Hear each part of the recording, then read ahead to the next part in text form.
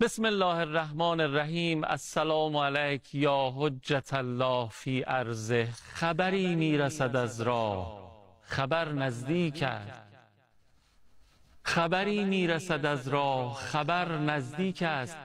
آب و آینه بیارید، سحر نزدیک است.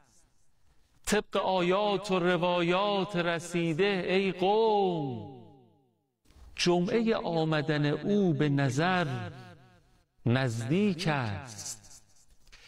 قطره چون رود شود راه به جایی ببرد، به دعای فرج جمع اثر نزدیک است. السلام علیک یا ابا صالح المهدی. السلام علیک و رحمت الله و برکاته. سلام مردم، سلام منتظران ظهور حضرت مهدی موعود. ارواحنا له الفدا. الهی که خوب باشین، سلامت و تندرست باشین. خیلی خوش آمدید به برنامه خودتون یاد خدا.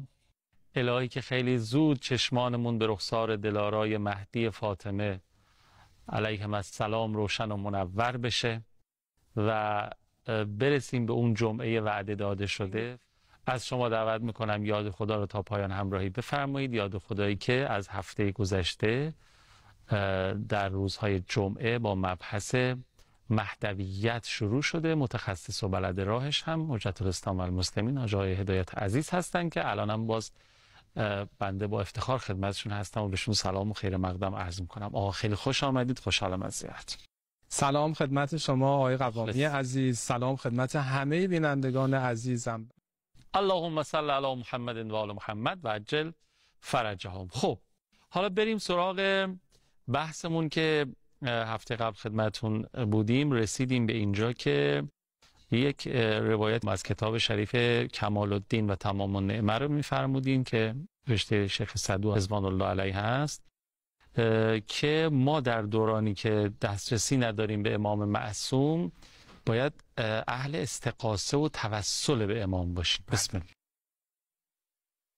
عرض شد که این کتابیه که امام زمان علیه السلام روش پژوهش دادن به شیخ صدوق. دیدین مثلا اساتید دانشگاه، نمیخوام مقایسه بکنم، مثال دارم میزنم، اساتید دانشگاه گاهی اوقات به دانشجویان خودشون میگن ببین این موضوع رو برای رسیدن به این هدف کار بکنید، این رساله رو بنویسید.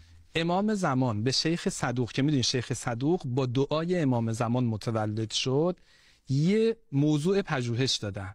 فرمودن چرا این کتاب رو نمی نویسید که توش اثبات بکنید همه انبیا غیبت داشتن و امت انبیا کارهایی رو انجام دادن، تلاشهایی رو کردن، استغاثه‌ای داشتن، توسل داشتن برای اینکه این غیبت کوتاه بشه و ظهور امامشون پیغمبرشون محقق بشه.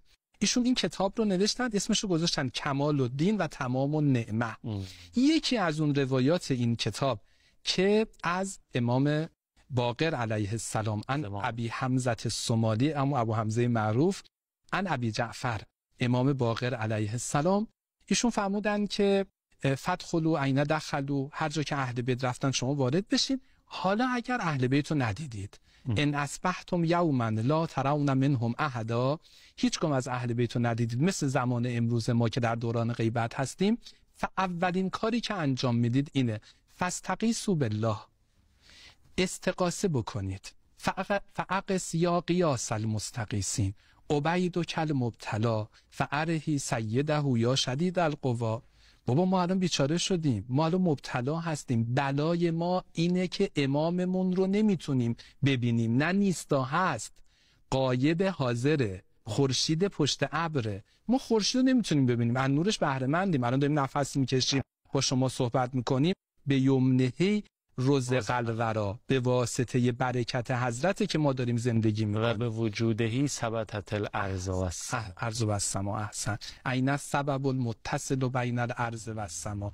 اصلا این که باران میباره، این که ما تو نعمت هستیم به خاطر امام زمان. بعد حضرت فرمودن اولین کاری که میکنید استغاثه بکنید. دومین کار ونظر سنت التی کنتم علیها، به سیره و سنت ما عمل بکنید. عشق و محبتتون به اون افرادی باشه که ما دوستشون داریم.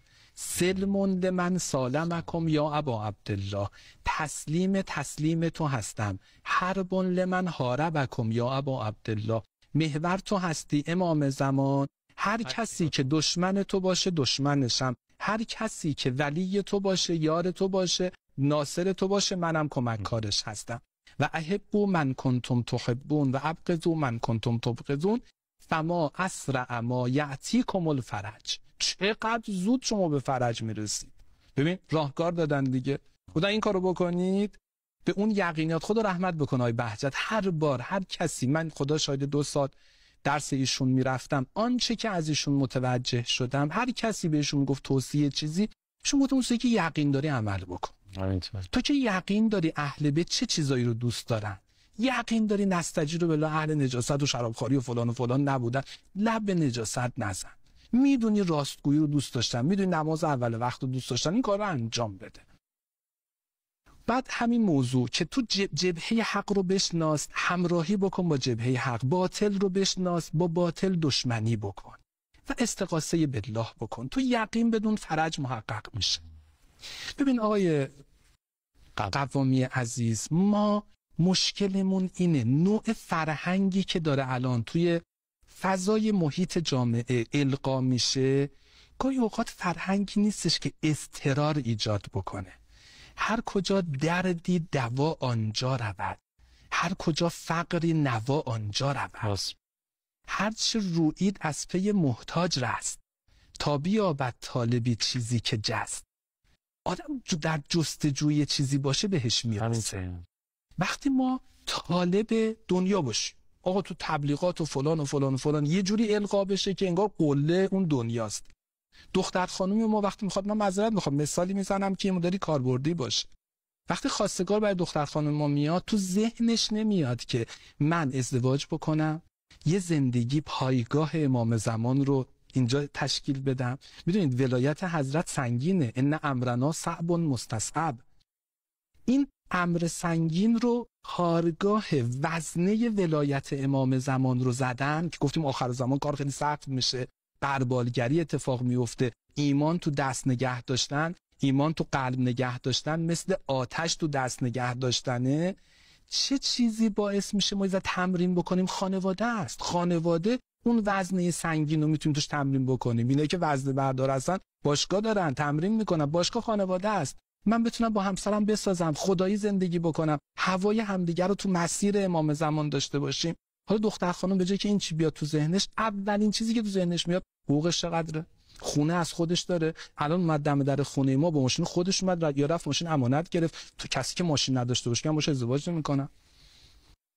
یوسف تو روایت داره، تو تفسیر البرهان هست، بنیامین اومد پیش یوسف، یوسف گفت خب چطوری، چی کار می‌کردی؟ ازدواج کردی بنیامین؟ گفت آره آقا.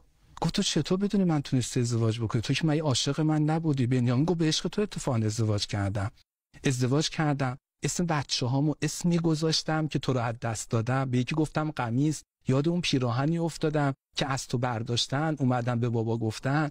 همین جوری هر کدوم از بچه‌ها رو صدا می‌زدیم یاد تو بودیم، بچه‌ها رو به عشق تو تربیت کردیم. ما همه دنبال این بودیم که تو رو پیدا بکنی. وقت دختر خانم ما میتونه این موضوع نیت بکنه، معمولا تو ذهنا نمیاد. چرا؟ چون ما مضطر نیستیم. بعد چقدر زیبا میگه هر کجا دردی دوا آنجا رود، هر کجا فقری نوا آنجا رود، هر کجا مشکل جواب آنجا رود، هر کجا کشتی است آب آنجا رود. آب کم جو، تشنگی آور به دست، تا بجوشد آب از بالا و پست. میدونین من یه فرمولی احساس میکنم وجود داره، یا ما آدما خودمون متوجه این اضطراره میشویم و به کنهش دست پیدا میکنیم و همین باعث فرج میشه، یا اگه ما متوجه نشیم خدا ما رو متوجه خواهد کرد. یعنی انقدر بلا، انقدر بحران، مثل بنی اسرائیل، اونا متوجه شدن، زجه زدن، از خدا خواستن، 170 سال کم شد.